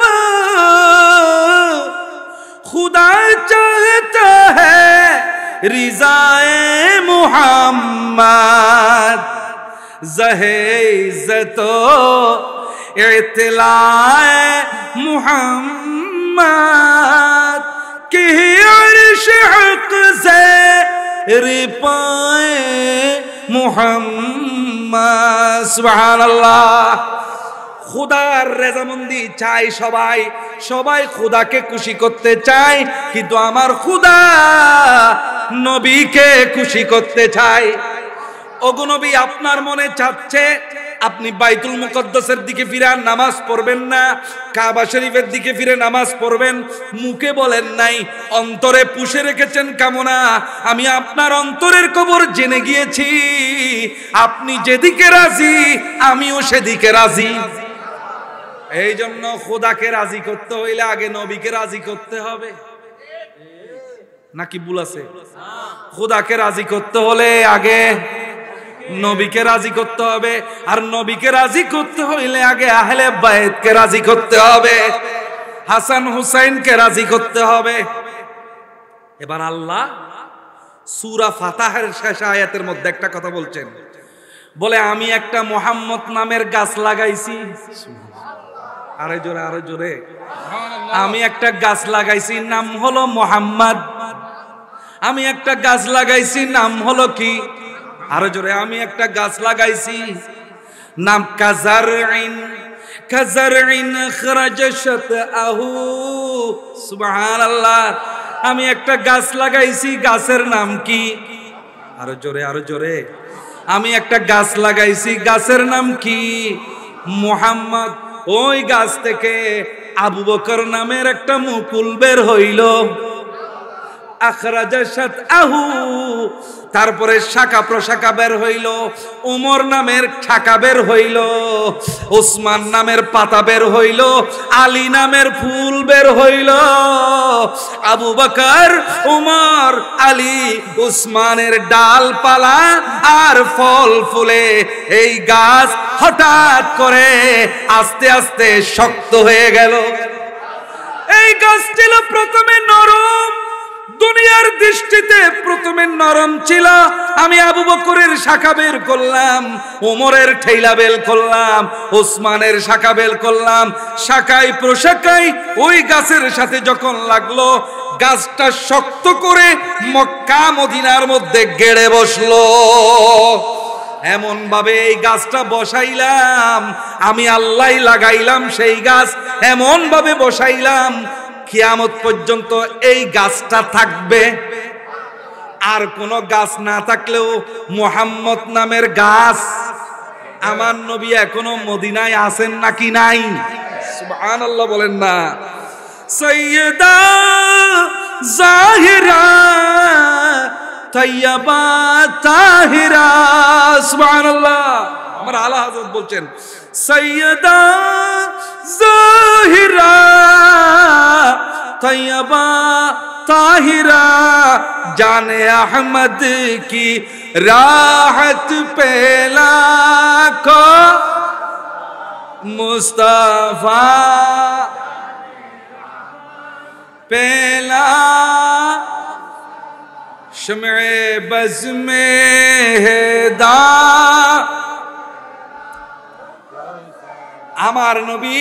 আমার নবীর কলিজার টুকরা মা ফাতিমা, সেই নবী শুয়ে আছেন মদিনায়। আশিক রাসূল নবী প্রেমিক যেখানেই থাকবে না কেন, আমার নবী কিন্তু সেই আশিকের খবর রাখে। আমার আল্লাহ বলছেন গাছ লাগাইছি, এই গাছ কিয়ামত পর্যন্ত থাকবে। যত বন্যা আসুক, যত ধরনের সুনামি আসুক, সকল গাছ উপড়ে গেলেও আমার নবী নামের, মুহাম্মদ নামের গাছ কিয়ামত পর্যন্ত থেকে যাবে। ঠিক কিনা বলেন না? এই জন্য কাজারিন আখরাজার সাথে আহু ফাআজারাহু ফাস্তাগলাজা, কঠিন, একেবারে কঠিন ভাবে লেগে দিয়েছে। ফাস্তাওয়া আলা সুকিহি, দাঁড়িয়ে গেছে। লিউজিবা বিহিমুজ যুররা লিয়াগিজা বিহিমুল কুফার ইউজিবু বিহিমুজ যুররা। নবীর ওই মুহাম্মদের গাছ যখন শক্ত হয়েছে, যিনি গাছ লাগাইছেন তিনি খুশি হয়ে গেছেন। গাছ কে লাগাইছেন? আরো জোরে। নিজের লাগানো গাছ, আমার লাগানো গাছ যদি আমি দেখি শক্ত হয়েছে, তাহলে খুশি লাগে। তো আল্লাহর লাগানো গাছ হলেন মুহাম্মদ সাল্লাল্লাহু, ওই গাছ শক্ত হয়েছে দেখে কার খুশি লাগে? ওই গাছের শাখাগুলো হলো সাহাবায়ে কেরাম। সুবহানাল্লাহ বলেন। ওই গাছের শাখাগুলো কে? সাহাবায়ে কেরাম। তো ওই গাছ, আপনি যখন গাছ লাগান আপনার সীমানার মধ্যে, আপনার ঘরের মানুষ খুশি হইলেও যে আপনার ঘরের দেওয়াল, আপনার জমি খাইতে চায়, সে কি হয়? সে অখুশি হয়। এই রকম বলে যারা কাফের, তারা সাহাবায়ে কেরামকে দেখে অখুশি হয়। যারা সাহাবায়ে কেরামকে দেখে অখুশি হয়, তারা হলো কাফের। আল্লাহ কোরআনে বলছেন সাহাবায়ে কেরামকে দেখলে আল্লাহর খুশি লাগে, সাহাবায়ে কেরামকে দেখলে কাফেরের অখুশি লাগে। সুতরাং তুমি ডিসাইড করো, যদি আল্লাহ ওয়ালা হতে চাও সাহাবায়ে কেরামকে মহব্বত করো। আল্লাহ ওয়ালা হতে চাইলে সাহাবায়ে কেরামকে মহব্বত করো। আর যদি শয়তান ওয়ালা হতে চাও সাহাবায়ে কেরামকে ঘৃণা করো। The choice is years. ঠিক কিনা? আরো জোরে, আরো জোরে। শয়তান ওয়ালা কে? যে সাহাবায়ে কেরামকে দেখলে খারাপ লাগে। আল্লাহ ওয়ালা কে? সাহাবায়ে কেরামকে দেখলে যার কি লাগে। আমার নবী বলছেন আল্লাহ আল্লাহ আল্লাহ ফি আসহাবি লা তাজআলু আসহাবি গারজা। খবরদার, আল্লাহর দোহাই দিচ্ছি, আল্লাহর দোহাই দিচ্ছি, আল্লাহর দোহাই দিচ্ছি, আমার সাহাবায়ে কেরামের সমালোচনা কখনো করবে। সুতরাং আমাদেরকে ব্যালেন্স করতে হবে। আজকে আমার সাবজেক্টের মধ্যে আহলে বাইত রাসূল এবং সাহাবায়ে কেরাম, মুহাব্বত দুইটা লাগবে। ঠিক কিনা? সাহাবীদের অবদান, এই দুইটা লাইন ভালো করে খেয়াল করবেন। সাহাবীদের অবদান ভুলতে পারবো না। ঠিক কিনা বলেন না? এবার আমি অর্ধেক বললে আপনারা অর্ধেক বলবেন। সাহাবীদের অবদান ভুলতে পারবো না। আহলে বাইতের প্রেম মোরা, আহলে বাইতের প্রেম মোরা ছাড়তে পারবো না। সাহাবীদের অবদান ভুলতে,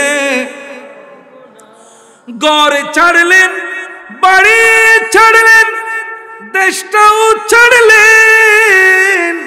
সাহাবায়ে কেরাম যখন আল্লাহ রাসূল বলছেন মদিনায় হিজরত করতে হবে, ঘর ছেড়ে দিয়েছেন, বাড়ি ছেড়ে দিয়েছেন, দেশটাও ছেড়ে দিয়েছেন, এমনকি বদরের যুদ্ধ, উহুদের যুদ্ধের মধ্যে জানটাও ছেড়ে দিয়েছেন। সুবহানাল্লাহ। ঘর ছাড়লেন, বাড়ি ছাড়লেন, দেশটাও ছাড়লেন, নবীর কদমেতে জীবন সঁপে দিলেন, নবীর কদমেতে জীবন সঁপে দিলেন। বিনিময়ে নবী ছাড়া কিছুই চাইলেন না, বিনিময়ে নবী ছাড়া কিছুই চাইলেন না। সাহাবীদের অবদান ভুলতে পারবো না, ঠিক কিনা বলেন না? সাহাবীদের অবদান। শুনেন, আমার নবী বলছেন সাহাবা ইকরাম হলেন আমার সাহাবা হলেন আকাশের তারকা। সুবহানাল্লাহ। কিসের তারকা? আরো জোরে, আরো জোরে। আগের যুগে সাগরের মধ্যে যখন লম্বা ভ্রমণে বের হতো তখন মানুষ দিক নির্ধারণ করত কি দিয়ে?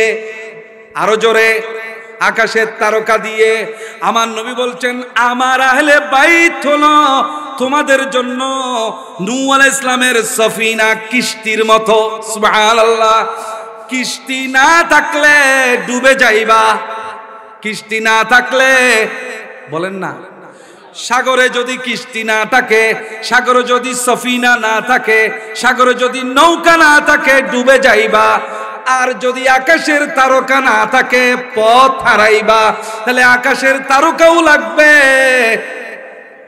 সফিনাও লাগবে, তাহলে সাহাবাও লাগবে, আহলে বাইতও লাগবে, ঠিক কিনা? তাহলে আমাদের দুইটা লাগবে নাকি লাগবে না? যারা সাহাবা ইকরামকে মহব্বত করে কিন্তু আহলে বাইতকে ঘৃণা করে তাদের নাম খারেজি। আমরা কি খারেজি হতে চাই? আরো জোরে। আবার যারা আহলে বাইতকে বেশি মহব্বত করতে গিয়ে সাহাবা ইকরামকে গালি দেয় তাদের নাম হলো রাফেজি, শিয়া। আমরা কি শিয়া হতে চাই? আর যারা নবীকে দোষে গুণে মানুষ বলে এরা হলো ওয়াহাবি। আমরা কি ওয়াহাবি হতে চাই? একটু আওয়াজ করে বলেন, ভয় পাচ্ছেন মনে হয়। আলা হযরত যখন এসেছিলেন তখন বলা হচ্ছিল নামাজের মধ্যে নবীর খেয়াল আসার চাইতে গরু গাধার খেয়াল আসা বেশি ভালো। আরো জোরে। আলা হযরত তার বিরুদ্ধে সংস্কার করে বলছেন যে নামাজের মধ্যে নবীর খেয়াল না আসলে নামাজই হবে না। সুবহানাল্লাহ। ওই সময় বলা হচ্ছিল আমার নবীর কাছে ইলমে গায়েব নাই, অদৃশ্যের কোনো জ্ঞান নাই। আর আলা হযরত বলছেন আমার আল্লাহ নবীকে গায়েবের জ্ঞানের ভান্ডার বানিয়েছে।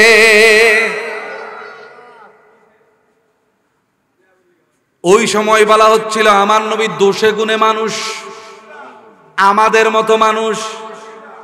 আমরা বলেছি আমার নবীর মতো আর কেউ নাই, ঠিক কিনা বলেন না?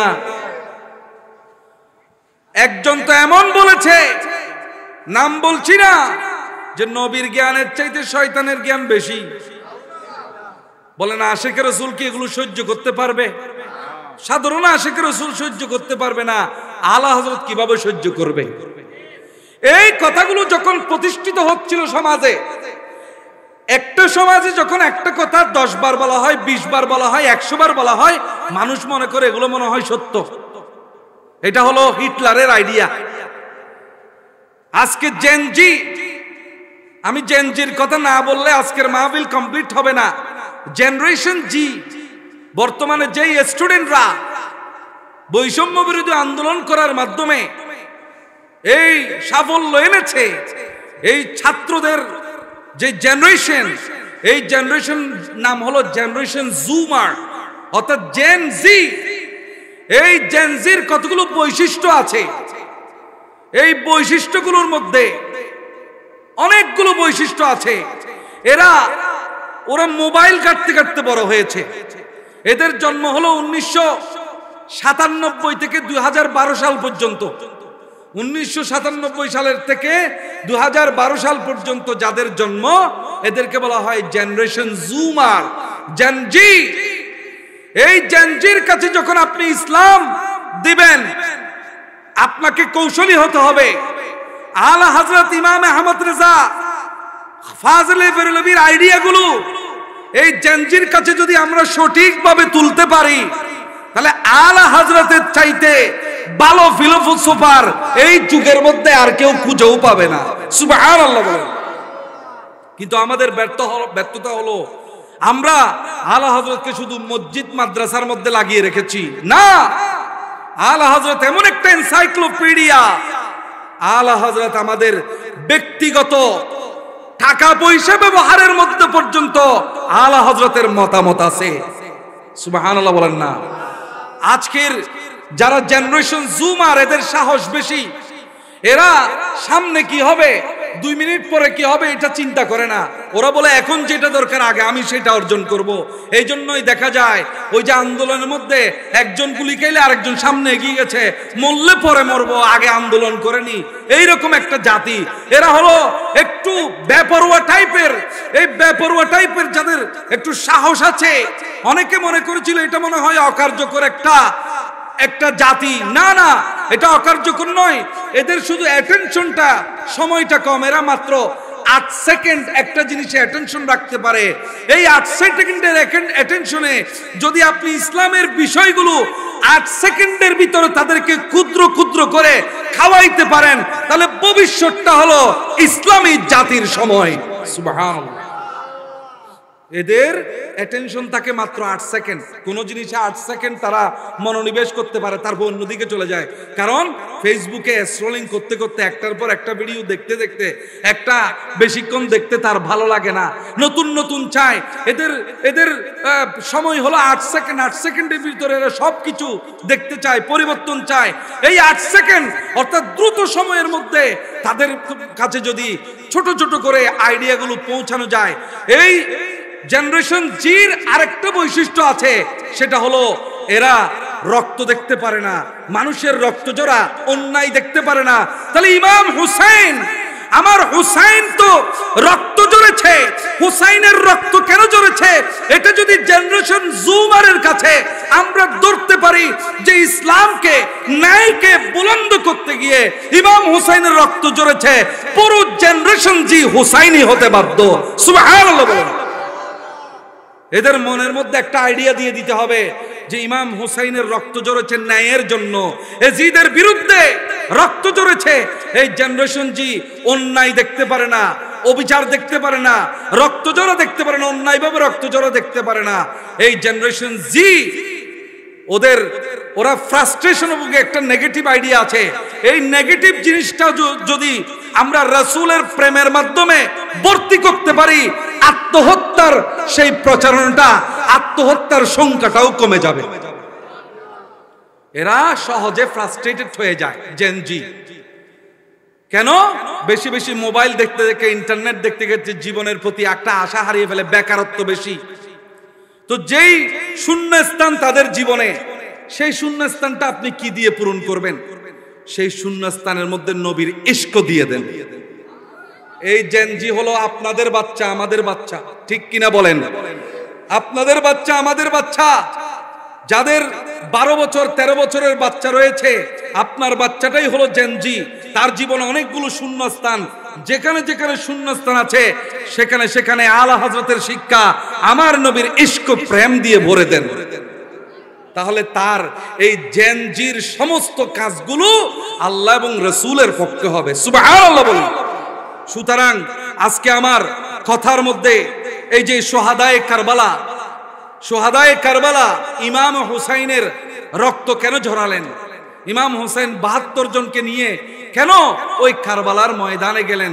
শুধুমাত্র ইসলামকে রক্ষা করার জন্য, ঠিক কিনা বলেন না?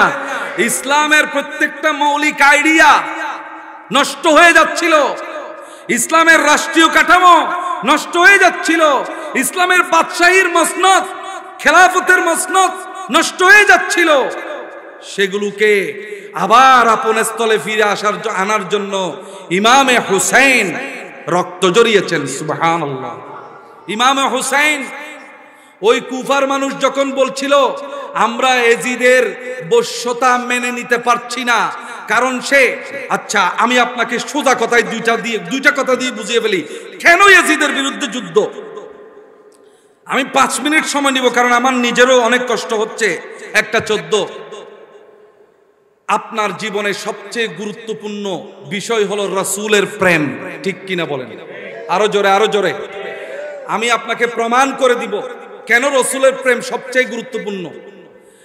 রাসূলের প্রেম যদি থাকে, আপনার সমস্ত কাজ হবে আপনার রাসূলের প্রেম ভিত্তিক কাজ হবে, ঠিক কিনা বলেন না? আর রাসূলের প্রেম যদি না থাকে, তাহলে প্রত্যেক কাজের মধ্যে গলত হবে। আমি 2টা উদাহরণ দিই। এজিদ পাঠাইছে মুসলিম বিন উকবাকে। কাকে পাঠাইছে? মুসলিম বিন উকবা। নামটা মনে রাখবেন, কাকে পাঠাইছে? দেখেন, নামটা হলো মুসলিম। নামটা হলো কি? আরো জোরে। নামটা হলো কি? মুসলিম। কিন্তু মুসলিম বিন আকিল নয়, মুসলিম বিন আকিল নয়। কি? মুসলিম বিন উকবা। মুসলিম বিন আকিল হলেন শহীদ ইমাম হুসাইনের চাচাতো ভাই। জোরে বলুন সুবহানাল্লাহ। তার কথা বলছি না, আমি মুসলিম বিন উকবার কথা বলছি। কি নামটা বলেন? আমি ওয়াজ আর 5 মিনিট করব মাত্র। নাম কি? মুসলিম বিন উকবা। তাকে এজিদ পাঠিয়েছে কারবালার যুদ্ধের পরে। কারবালার যুদ্ধের পরে এজিদ তাকে পাঠিয়েছে, তুমি মদিনা আক্রমণ করবে। নাউজুবিল্লাহ বলবেন না। তুমি কি আক্রমণ করবে? আরো জোরে, আরো জোরে। মদিনা আক্রমণ করবে।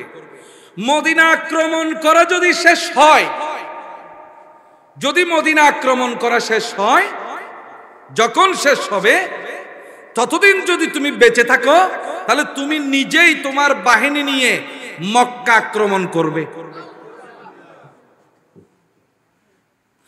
আর যদি তুমি বেঁচে না থাকো, তোমার সাথে আমি একটা মানুষ দিচ্ছি, হুসাইন। এটা হুসাইন না, হুসাইন। এ হুসাইন ইবনে নুমাইরকে দিচ্ছি। ওকে হুকুম দিবে যেন তুমি যদি মক্কা আক্রমণ করতে না পারো, এই হুসাইন যেন মক্কা আক্রমণ করে। হুসাইন যেন কি করে? মক্কা আক্রমণ করে। নাউজুবিল্লাহ জোরে বলবেন না। তাইলে কোন 2টা জায়গা আক্রমণ করার জন্য হুকুম দিল? মক্কা আর। তুমি মুসলিম যদি বেঁচে না থাকো, মদিনা আক্রমণ করার পর যদি তোমার হায়াত না থাকে, তাহলে তুমি হুসাইনকে অনুমতি দিবা, হুকুম দিবা যাতে তোমার বাহিনী নিয়ে মক্কা আক্রমণ করে। এজিদের হুকুম নিয়ে মুসলিম বিন উকবা 3 দিনের জন্য আমার নবীর মদিনাকে তছনছ করে দিয়েছে। সাহাবায়ে কেরামকে হত্যা করেছে। মদিনার প্রায় 1000 নারীকে ধর্ষণ করেছে। নাউজুবিল্লাহ। আজকের জেনজি, জেনারেশন জুমার যদি এই কথা জানে যে মদিনার 1000 নারীকে ধর্ষণ করেছে, মদিনার আমার নবীর সাহাবায়ে কেরামকে হত্যা করেছে, তাহলে এই জেনারেশন জির রক্ত টকবক করে ফুটতে থাকবে, ঠিক কিনা বলেন না? কারণ এরা অন্যায় দেখতে পারে না, এরা রক্ত দেখতে পারে না। আর 2টাই হয়েছে মদিনায়। মদিনার নিরপরাধ সাহাবায়ে কেরামকে হত্যা করা হয়েছে, তাদের রক্ত ঝরানো হয়েছে, প্রায় 1000 নারীকে ধর্ষণ করা হয়েছে। করার পরে মুসলিম বিন উকবা যাকে পাঠানো হয়েছে, তার হঠাৎ একটা অসুখ হয়ে গেল। অসুখ অবস্থায় সে মরে যাচ্ছে। সে জানে আমার হায়াত আর বেশি নাই।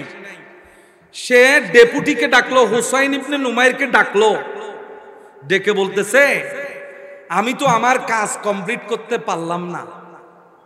আমার ইচ্ছা ছিল মদিনা আক্রমণ করার পরে কি আক্রমণ করব। এখন তো আমি মদিনা আক্রমণ করে আমার হায়াত শেষ। আমি যখন মারা যাব আল্লাহর কাছে আমি বেহেশত চাইবো। নাউজুবিল্লাহ বলবেন না। আল্লাহর কাছে কি চাইবো? আল্লাহ যদি জিজ্ঞেস করে তুমি বেহেশত পাওয়ার জন্য কি কি কাজ করেছো, আমি আল্লাহর কাছে শুধু একটা কাজ দেখাবো, আল্লাহ আমি যে মদিনা আক্রমণ করেছি এটাই আমাকে বেহেশত পাওয়ার দলিল। আমি যে মদিনা আক্রমণ করেছি এজিদের পক্ষ থেকে, মদিনার মানুষকে আমি কন্ট্রোল করেছি, এটাই হলো আমার বেহেশতে যাওয়ার দলিল। আল্লাহ তুমি এই উসিলায় আমাকে বেহেশত দাও। আরো জোরে বলবেন না? ও হুসাইন ইবনে নুমাইর, আমি তো এই কাজটা শেষ করতে পারলাম না, মক্কায় আর যেতে পারলাম না, তো মদিনায় আমি হামলা করলাম, মক্কায় তুমি হামলা করিও, তোমার বেহেশত হবে মক্কা হামলার বিনিময়ে। তাহলে তার কাছে যদি নবীর ইশক থাকতো, তার কাছে যদি নবীর প্রেম থাকতো, সে নামাজও পড়েছে, রোজাও রেখেছে, দাড়িও ছিল, সব কিছু ছিল, টুপিও ছিল, সে আল্লাহ আল্লাহ করত, জিকির করত, সব কিছু করার পরেও একটা জিনিস ছিল না, সেটা হলো আমার নবীর প্রেম ছিল না।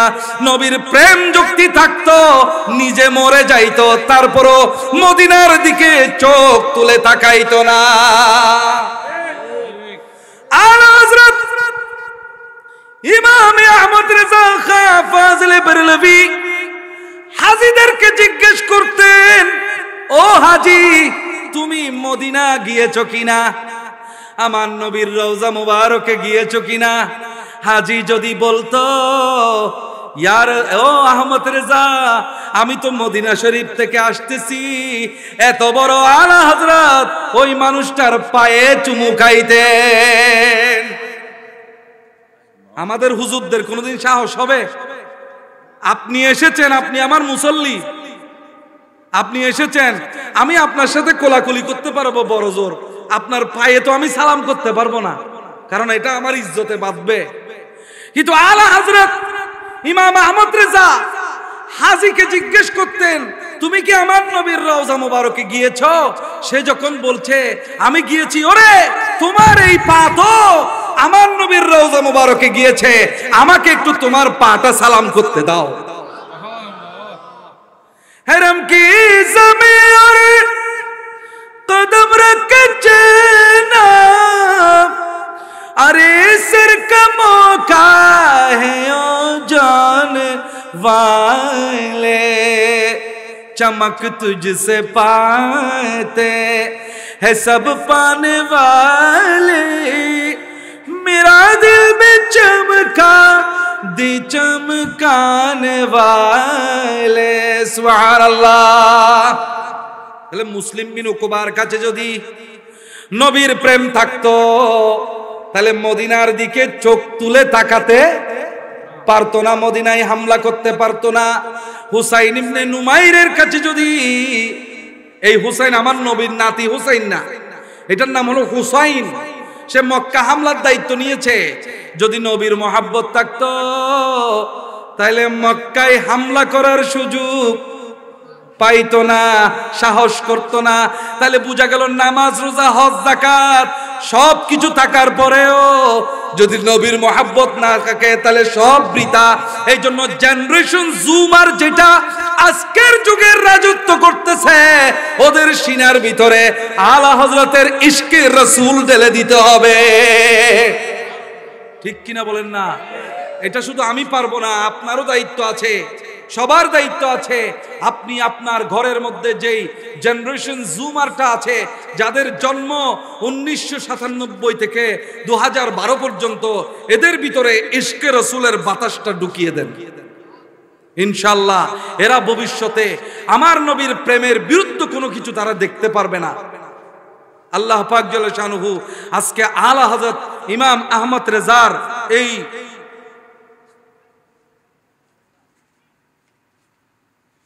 বন্যায় ক্ষতিগ্রস্ত মানুষদের মধ্যে ত্রাণ সহায়তা প্রদান করবে কাজেরডিয়া মালির বাড়ি। তো আপনাদেরকে এটা আমরা জানিয়ে দিলাম, কাজেরডিয়া মালির বাড়ির পক্ষ থেকে বন্যার্তদেরকে, এটাও হুসাইনি শিক্ষা, কিন্তু সোহাদায়ে কারবালার শিক্ষা, সোহাদায়ে কারবালার একটা শিক্ষা আছে, পিপাসার্তকে পানি দাও, সুবহানাল্লাহ বলেন, ক্ষুধার্তকে খাদ্য দাও। ইমাম হুসাইনের কাছে কোন ভিক্ষুক, কোন গরিব চেয়ে ফেরত গিয়েছে এরকম কোন ইতিহাস নাই। ইমাম হাসান, ইমাম হুসাইন যখনই তাদের কাছে কোনো চাহিদা আছে, চাহিদা সম্পন্ন মানুষ যখন এসেছে, সাথে সাথে অকাতরে বিলিয়ে দিয়েছেন। মা ফাতিমা ঘরের মধ্যে কিছু না থাকলেও কোথা থেকে এনে হলেও ভিক্ষুককে ভিক্ষা দিতেন, সুবহানাল্লাহ বলেন। সুতরাং কারবালার একটা শিক্ষা হলো যে বিপদগ্রস্ত মানুষ, কুফার মানুষ বলেছে আমরা বিপদগ্রস্ত আছি, ইমাম হুসাইন জানের মায়া না করে কুফায় চলে গেছেন, এটা ইমাম হুসাইনের শিক্ষা। আজকে ফেনী, নোয়াখালী, কুমিল্লা, খাগড়াছড়ি, ফটিকছড়ি আরো বেশি বিপদের মধ্যে পড়ে গেছে। প্রথমে মনে করেছিলাম ফেনী বেশি বিপদে পড়েছে, এখন ফটিকছড়ি, এদিকে কালুরঘাটের ওদিকে সবচেয়ে বেশি বিপদের মধ্যে আছে মানুষ। তো তাদেরকে বন্যায় ক্ষতিগ্রস্ত মানুষদেরকে এই সহায়তা করার দায়িত্ব নিয়েছে, সিদ্ধান্ত নিয়েছে কাজেরডিয়া মালির বাড়ি, এই বাড়ি তারা দায়িত্ব নিয়েছে। সুতরাং আপনারা নিজের হুসাইনি মহাব্বতে, আলা হযরতের মহাব্বতে, হুসাইনি মহাব্বতে, আমার রসুলের যেহেতু উম্মত বিপদের মধ্যে পড়েছে, মুসলমান পুরো একটা শরীরের মতো, আপনারাও এই তাদেরকে সহায়তা করে দশের إياك نعبد وإياك نستعين اهدنا الصراط المستقيم صراط الذين أنعمت عليهم غير المغضوب عليهم ولا الضالين آمين بسم الله الرحمن الرحيم قل هو الله أحد الله الصمد لم يلد ولم يولد ولم يكن له كفوا أحد قل هو الله أحد الله الصمد لم يلد ولم يولد ولم يكن له كفوا أحد قل هو الله أحد الله الصمد لم يلد ولم يولد ولم يكن له كفوا أحد بسم الله الرحمن الرحيم اللهم صل على سيدنا محمد وعلى آل سيدنا محمد وبارك وسلم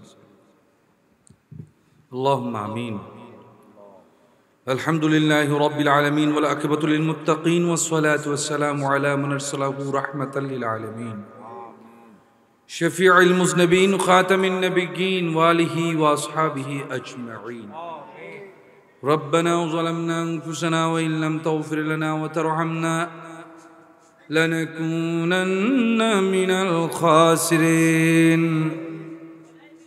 اللهم رب ارحمهما كما ربياني صغيرا মাওলায়ে পাক পরওয়ারদিগারে আলম, সারা দেশে যখন বন্যা, প্রাকৃতিক দুর্যোগ, আল্লাহ, মানুষ কান্না করছে, মানুষ মারা যাচ্ছে, আল্লাহ তোমার জিকিরের জন্য, তোমার নবীর জিকিরের জন্য, আল্লাহ মালির বাড়ি চাঁদগাঁওয়ের মধ্যে কাজের ডিয়া, আল্লাহ আলা হযরতের উসিলায় আমরা একত্রিত হয়েছি। শুহাদায়ে কারবালা, সাহাবায়ে কেরামের আলোচনা করেছি, আমার নবীর আলোচনা করেছি। আল্লাহ মুরব্বিদের আল্লাহ ইসালে সওয়াবের নিয়ত করেছি। আল্লাহ দয়া করে মাহফিল যারা আয়োজন করেছে, তরুণ কল্যাণ পরিষদ, আল্লাহ তরুণ কল্যাণ পরিষদ প্রত্যেকটা আল্লাহ সদস্যকে, আজকের মাহফিলের প্রত্যেকটা শ্রোতাকে, প্রত্যেকটা আয়োজককে তোমার দরবারে কবুল আর মঞ্জুর করে নাও। আজকের মাহফিলের যতগুলো সওয়াব, এই সওয়াবগুলোর উসিলায় আল্লাহ ফেনীর মধ্যে, নোয়াখালী, কুমিল্লা, ফটিকছড়ি, কাজিরহাট, নাজিরহাট, আল্লাহ সমস্ত এলাকার বন্যার্তদেরকে আল্লাহ তুমি মুক্ত করে দাও। আল্লাহ তোমার বান্দাদেরকে অনেক পরীক্ষা করেছো, এবার সবরের পুরস্কার দান করো। আল্লাহ আজকের মাহফিলের যারা আয়োজন করেছে, এই পুরো বাড়ির পক্ষ থেকে আজকের মাহফিলকে আল্লাহ তুমি কবুল করে নাও।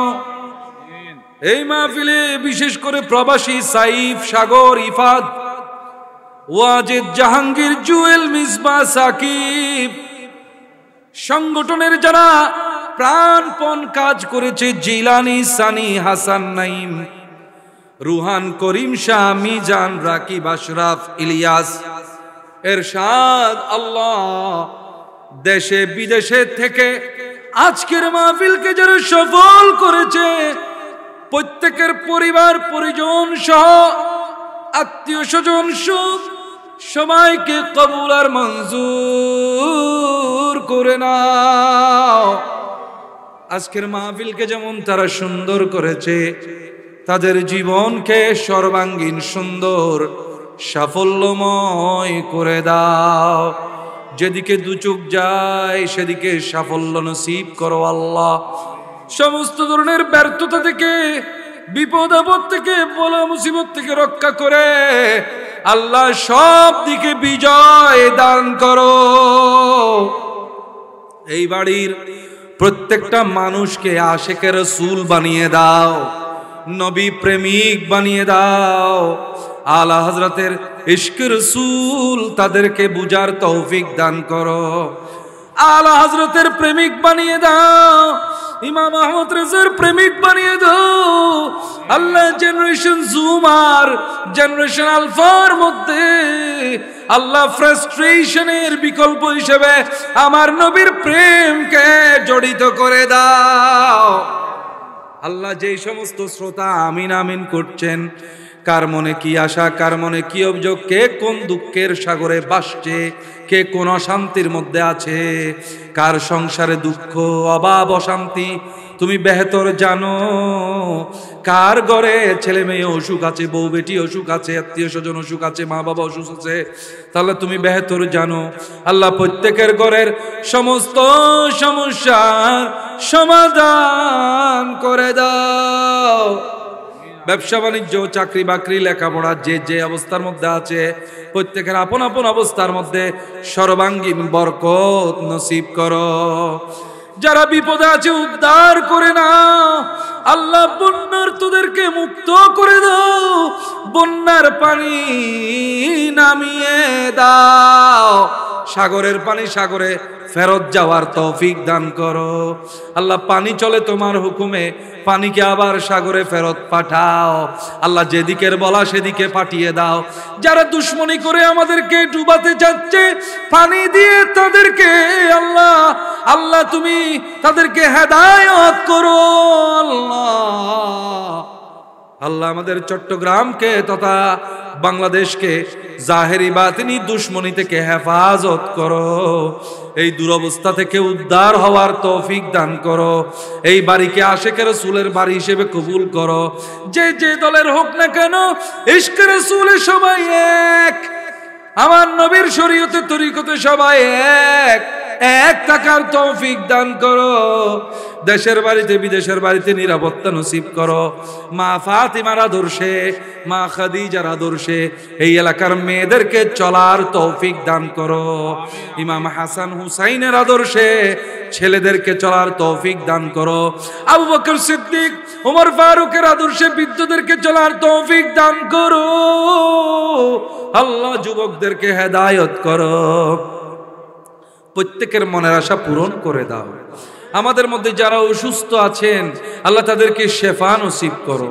আমাদের বাচ্চাদেরকে ছোট থাকতেই আল্লাহ কোরআন হাদিসের জ্ঞান দেওয়ার তৌফিক দান করো আল্লাহ। যেন আমরা যখন মরে যাব, আমাদের লাশটা যখন পড়ে থাকবে, ওই লাশের পাশে যেন কোরআন শরীফ পড়তে পারে, সূরা ইয়াসিন পড়তে পারে, সূরা ফাতিহা পড়তে পারে আল্লাহ। ওই রকম একটা বাচ্চা আমাদেরকে রেখে যাওয়ার তৌফিক দান করো।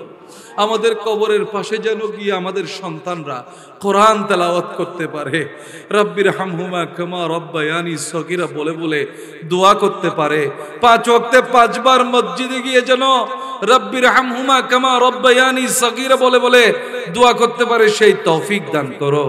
আজকের মাহফিলে যারা আল্লাহ টাকা দিয়েছেন, পয়সা দিয়েছেন, প্রত্যেককে কোটি কোটি টাকার বরকত দান করো আল্লাহ, অগণিত নেয়ামত তাদেরকে দান করো আল্লাহ। ভবিষ্যতে যেন আরো সুন্দর মাহফিল হয় আল্লাহ। এটা তো সুন্দর হয়েছে, এই দুরবস্থার মধ্যেও তারা এত সুন্দর মাহফিল করেছে আল্লাহ।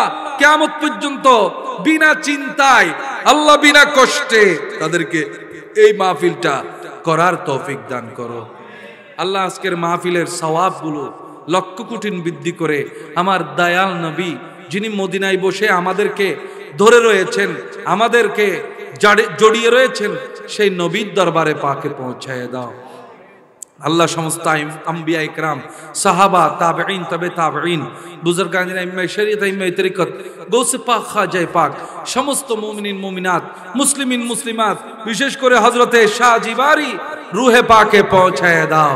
এই চট্টগ্রামের জমিনে আল্লাহ, চাঁদগাঁওয়ের জমিনে সমস্ত আউলিয়া ইকরামের রুহে পাকে পৌঁছায় দাও। যাদের বাবা ইন্তেকাল করেছেন বাবাদের রুহে পাকে পৌঁছায় দাও। যাদের মা জননী ইন্তেকাল করেছেন মা জননীর রুহে পাকে পৌঁছায় দাও। আত্মীয় স্বজনের রুহে পাকে পৌঁছায় দাও। জীবনের সমস্ত গুনাহ মাফ করে তাদেরকে জান্নাতুল ফিরদৌস নসিব করো আল্লাহ। বিশেষ করে কবরের আযাব মাফ করে দাও আল্লাহ। কবরে থাকতে জান্নাতের খুশবু দান করো আল্লাহ। যাদের মা বাবা বেঁচে আছে হায়াতের মধ্যে কোটি কোটি বরকত নসিব করো। ওয়াফাফিদু আমরি ইলাল্লাহ, ইন্নাল্লাহা বাসীরুম বিল ইবাদ, হাসবুনাল্লাহু ওয়া নি'মাল ওয়াকিল, নি'মাল মাওলা ওয়া নি'মান নাসির। আল্লাহ, আমাদেরকে মরার আগে একবার তোমার নবীর চেহারা মোবারক দেখার তৌফিক দান করো আল্লাহ। মরার সময় যেন লা ইলাহা ইল্লাল্লাহ মুহাম্মাদুর রাসূলুল্লাহ বলে মরতে পারি, সেই তৌফিক দান করো আল্লাহর। কবরে গেলে যেন আমাদের সিনাটা ফাটলে একদিকে লা ইলাহা ইল্লাল্লাহ, অপরদিকে মুহাম্মাদুর রাসূলুল্লাহ দেখা যায়। আমাদের কলবের মধ্যে এভাবে ঈমানকে সেট করে দিও। ওয়া সাল্লাল্লাহু তাআলা আলা নবিল করিম ওয়া আলিহি ওয়া সাহবিহি আজমাইন বিহাক্কি লা ইলাহা ইল্লাল্লাহ মুহাম্মাদুর রাসূলুল্লাহ।